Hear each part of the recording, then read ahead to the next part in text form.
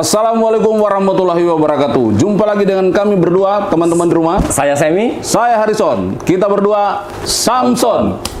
Saatnya menjawab suara online.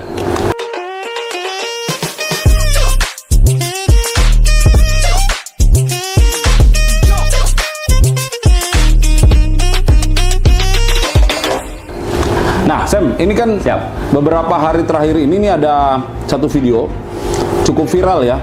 Sayangnya kayaknya nggak bener deh informasinya. Udah nonton? Sudah nonton Bang dan sangat memprihatinkan. Memprihatinkan guys. Karena ini bisa tersesat orang nih kalau percaya video ini. Nah, supaya teman-teman di rumah bisa mengikutinya dan tidak ikut-ikutan tersesat, yuk kita simak satu-satu. Tolong dikomentarin ya. Siap. Bang.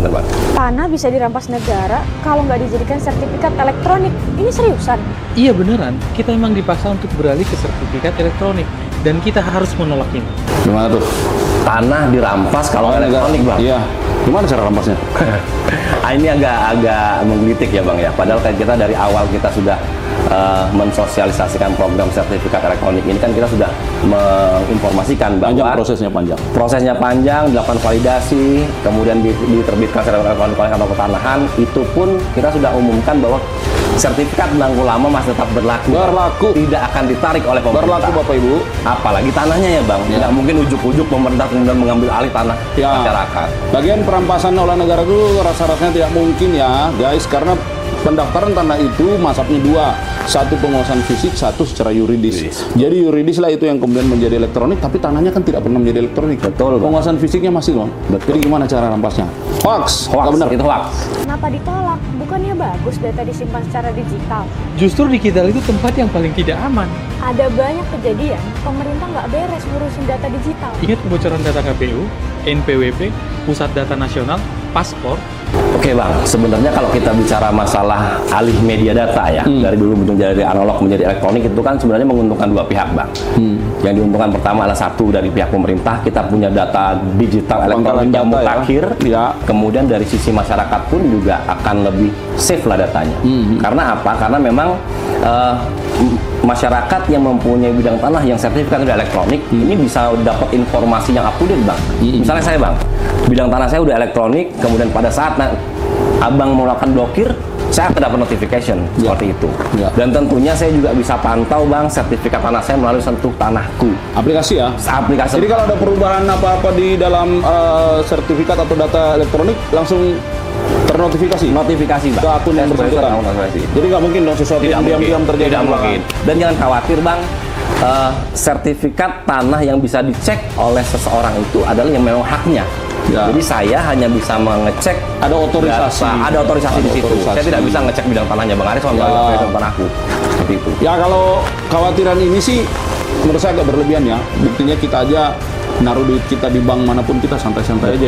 Kita nggak pegang buku tabungannya, kita cuma pegang ATM. Kadang-kadang ATM pun nggak punya, tapi duitnya ada tersimpan di sana. Dan karena ada otorisasi, ada kewenangan masing-masing yang bisa mengecek hanya yang bersangkutan, dan apapun yang terjadi dalam sistem diberikan notifikasi dalam akun Sentuh Tanahku yang bersangkutan. Jadi sekali lagi yang nomor 2 ini juga kayaknya statementnya tidak benar. Tidak benar. Lanjut. Bukannya sertifikat elektronik itu mempermudah akses? Mempermudah akses untuk siapa? Ya untuk kita lah. Kan gampang tinggal cek aplikasi Sentuh Tanahku. Omong kosong. Sertifikat digital itu cuma mempermudah akses untuk mafia tanah. Ini nggak ngerti nih yang ngomong.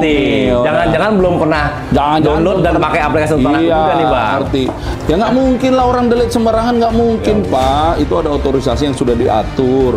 Jadi Anda itu di kantor itu kan ada bidang-bidang yang mengurus bagian apapun, dan untuk melakukan sebuah pencatatan itu tidak bisa dalam satu sentral pencatatan. Itu ada mulai dari kapan dia masuk permohonan itu, kapan dia dicatat, mulai berproses, kapan dia selesai. Itu ada tahapannya. Kemudian dalam penyimpanannya pun seperti saya bilang tadi, penyimpanan di elektronik itu kan mencatat seluruh riwayat ya. Jadi kalau ada apa-apa terkait dengan perubahan data atau peralihan, itu pasti akan ternotifikasi. Jadi nggak ada sesuatu yang dengan gampang bisa di-bel. Justru masyarakat dipermudah nih, jangan? Untuk informasinya. Dan kalau sudah tercatat seperti ini, mana yang lebih ditakutkan? Sertifikat dibawa orang, dirubah-rubah, dibikin aspal, hilang atau terbakar, atau yang ada pangkalan datanya yang bisa dijaga oleh pemerintah juga datanya. Gitu. Jadi mungkin kita perlu sampaikan juga ya Bang, kalau kita sudah konversi dari data sertifikat analog menjadi elektronik ini, kita melakukan pemutakhiran data di pangkalan data kita. Ya. Sehingga data yang ada di pangkalan data kita adalah benar-benar data real pemilikan pemegang hak atas tanah yang terakhir ya Bang, seperti itu. Nah kemudian juga perlu kita informasikan juga bahwa di Sentuh Tanahku ini juga akan menampilkan informasi maupun notifikasi apabila bidang tanah yang sudah kita daftarkan secara elektronik ini akan dilakukan pemeriksaan data Bang. Seperti misalnya ada blokir, ada orang memblokir tanah kita akan dapat notifikasi, kita bisa mengkonfirmasi hal ini ke kantor pertanahan. Jadi salah banget lah Bang kalau dibilang bisa main dalam, nggak bisa. Tidak hanya diurusin Tidak satu bisa. orang Pak, nggak mungkin satu orang bisa mengerjakan begitu banyak simpul. Betul. Lagian apa urusannya negara itu harus merampas-rampas tanah rakyat? Justru negara dengan reforma agraria membagi tanah buat Betul. masyarakat, Untuk kesejahteraan masyarakat. Untuk kesejahteraan masyarakat, guys, kita mensertifikatkan 120 juta bidang se-Indonesia ini. Untuk siapa? Untuk rakyat. Kita taruh ke pangkalan data elektronik. Memudahkan dong. Ini aduh, sesat pikir, sesat jalan, setiap ngomong udah. Betul juga ya, sekarang kan sertifikat cuma selembar. Kalau sistemnya error dan datanya dihapus, Kita nggak punya bukti kuat bahwa tanah itu milik kita. pemerintah lebih gampang menggusur kita. Mereka paling cuma bilang, Sorry ye, kamu nggak punya data. sorry ya, pemerintah nggak bisa bantu. Gimana mungkin sertifikat itu masih ada fisiknya kan sebenarnya? Masih Satu ada, lembar, masih ada. Kertasnya kertas Security paper. Security paper gimana tuh maksudnya? Jadi security paper itu walaupun kertasnya satu lembar Bang, di situ kita menerapkan beberapa pengamanan yang hanya kita internal BPN yang tahu. Jadi kita juga itu kerjasama dengan pencetak yang memang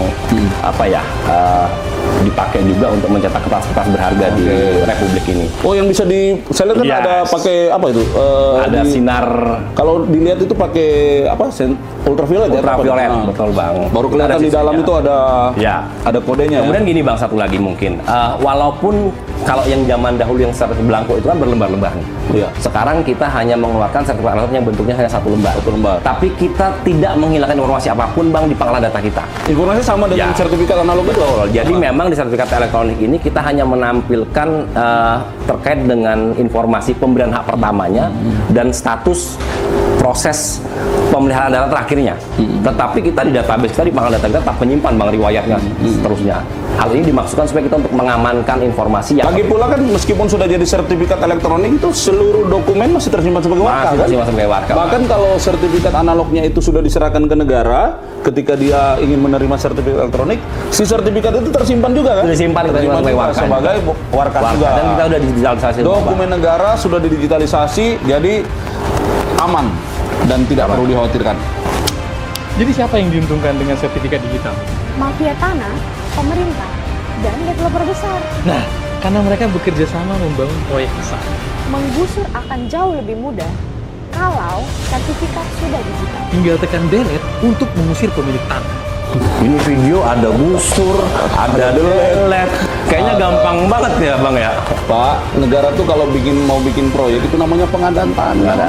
Tanahnya dibeli oleh negara, dibayar mahal. Tanya itu yang punya tol, tanya itu yang punya tanah-tanah yang kemudian jadi bendungan dan lain sebagainya. Aduh, jahat banget sih ini. Jadi walaupun memang apa ya Bang, tanah ini kan dikelola negara, negara juga tidak sekonyong-konyong terus menindas rakyat, tidak akan mas seperti itulah.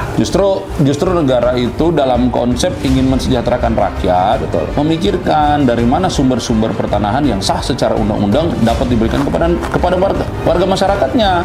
Itu dan mana yang sebelum bersertifikat disertifikatkan. Supaya apa? Supaya Bapak dan Ibu memiliki kepastian hukum. Betul. Kemudian kalau memang membutuhkannya untuk kolateral bisa dimanfaatkan. Kemudian supaya nanti tanahnya itu kalau nanti misalnya akan ada pembagian, warisan dan lain sebagainya sudah jelas karena hitungannya ada di dalam sertifikat, gitu loh. Jadi yang paling diuntungkan masyarakat. Masyarakat. Semua proses yang berkepentingan dengan apa yang menjadi keinginan masyarakat otomatis akan lebih mudah dan lebih cepat. Ini juga mau memangkas proses yang katanya terlalu lama itu kan, Sam? Jadi jangan seuzon dengan pemerintah, yakinlah pemerintah selalu memperhatikan kesejahteraan masyarakat. Ya. Oke, ada lagi nggak nih ya? Oh, itu alasannya. Pantesan kita nggak dikasih lagi sertifikat lengkap. Sebetulnya ini bagian dari digitalisasi total dan inisiasi The Great Reset. Tanah, properti, dan semua aset akan dikembalikan lewat sistem digital. Datanya bisa dimanipulasi, diblokir, atau diambil alih hanya dengan satu klik. Setelah Great Reset, kita nggak bisa lagi dong punya tanah sendiri. Nggak ada lagi SHM. Kita berlangganan tanah sama seperti berlangganan Netflix. Pak, Bapak nggak ngurus sertifikat juga, itu tetap tanah Bapak. Tetap tanah Bapak. Bapak mau pegang AJB, pegang apa, girik, letter C, apapun, Bapak masih tetap punya tanah itu. Jadi kalau Bapak mensertifikat, the only reason Bapak mau mensertifikatkan itu untuk mendapatkan kepastian hukum. Betul. Gitu loh. Jadi nggak ada yang namanya grid reset itu. Gitu kalau menurut saya sih, ini saya nggak bisa mendapatkan rasionalisasi secara logik. Betul. Karena ini kan kayaknya nggak masuk ya di sistem. Saya rasa kita ini ya. juga masyarakat juga bisa mencerna Bang ya. Iya. Mana yang benar, mana yang enggak nih. Iya. Pokoknya makin kesini videonya kok makin parah nih Bang kayaknya. Benar-benar. Ya Bapak nggak ada yang namanya grid reset itu atau grid delete itu nggak ada. Server itu punya mirroring di mana-mana. Jadi kalau suatu server terganggu, ada mirrornya ini, ada beberapa pangkalan data yang menjadi coveringnya. Dan untuk menghapus satu data itu bukan hanya kewenangan satu orang ya Bang. Nggak bisa. Harus Ada. dapat konfirmasi dari beberapa simple profile lah. Jangankan menghapus Bang, untuk mengubah pun itu juga tidak bisa dilakukan oleh satu orang. Kita kasih contoh lah. Kalau data ini sudah tercatat di perbankan, tercatat juga di kita, maka perubahan di perbankan harus dikonfirmasi oleh BPN. Betul. Tercatat di BPN harus dikonfirmasi oleh sistem yang di perbankan. Gitu. Enak juga ya, pemerintah bisa dapat duit banyak. Dengan cara mengontrol urbanisasi dan menciptakan smart city. Makanya Rumah itu dibangun. bukan dicicil 20 tahun. Tinggi banget bahasanya Bang. Pemerintah tuh dapat uangnya dari mana? Dari devisa, dari pajak gitu ya. Bukan dari yang begini-begini, malah pemerintah keluar duit bikin sistem seperti ini. Betul. Memastikan Investasi yang besar, ya, kemudian mensertifikatkan tanah masyarakat. Ini kan butuh resource ya. Jadi kalau pemerintah enak, yakin saja rakyat pasti lebih enak. Karena pemerintah itu bekerja untuk rakyat. Tidak ada satupun pemerintah yang bekerja untuk dirinya sendiri. Untuk apa? Ya pasti untuk masyarakat kan. Jadi kalau hari ini Kementerian atau BPN merubah sistemnya menjadi digital atau electronic base, pasti untuk Ya. masyarakat. Jadi perlu kita sampaikan juga betapa besarnya investasi negara kepada Kementerian ATR BPN Bang, khususnya dengan pemantauan informasi komunikasi ini. Tujuannya adalah satu, kita memberikan layanan yang lebih cepat, lebih efektif, dan lebih transparan kepada masyarakat. Yes. Jadi tidak ada keuntungan, karena kita kementerian ini kan bukan suatu kementerian yang sifatnya profit oriented ya Bang bukan ya. profit oriented. Kita sifatnya pelayanan. Pure pelayanan Service masyarakat. kepada masyarakat. Services. Seperti itu. Kalau ada kurang-kurang, silakan dikritik, diberi masukan, tapi janganlah membawa sesuatu yang menyesatkan, apalagi berharap mendapatkan keuntungan dari konten-konten seperti ini. Janganlah, please. Masih banyak Bapak dan Ibu di luar sana yang butuh pemerintah hadir melakukan legalisasi aset-aset mereka. Ya. Oke? Oke. Terima kasih. Semoga konten-konten yang beredar adalah konten-konten yang mengedukasi dan bukan konten-konten yang membuat masyarakat semakin tersesat. Oke, terima kasih. Saya Emi. Saya Harrison. Kami berdua Samson. Saatnya menjawab suara online.